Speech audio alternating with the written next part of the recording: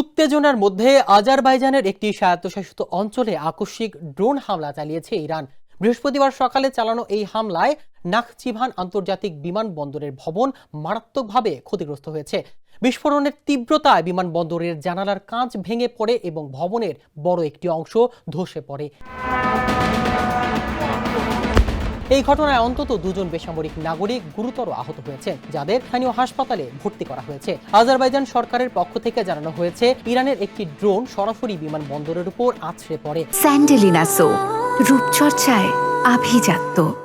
আর অন্যটি সাকারাবাদ গ্রামের একটি শিক্ষা প্রতিষ্ঠানের কাছে আঘাত এনেছে। ইরানের এই হামলার পরপরই আজারবাইজান কঠোর প্রতিক্রিয়া দেখিয়েছে। পুরো সীমান্ত এলাকায় যুদ্ধাবস্থা বিরাজ করছে। ইতোমধ্যে আজারবাইজানের পররাষ্ট্র মন্ত্রণালয় ইরানি রাষ্ট্রদূতকে তলব করে কড়া প্রতিবাদ জানিয়েছে। বিশেষজ্ঞদের মতে, দীর্ঘদিন ধরে চলা তেহরান বাকু দ্বিপাক্ষিক টানাপোড়েন এই হামলার মাধ্যমে সরাসরি সংঘাতের দিকেই মন নিতে পারে। ইতোমধ্যে কাস্পিয়ান সাগর অঞ্চলের নিরাপত্তা নিয়ে বিশ্বজুড়ে উদ্বেগ বাড়ছে।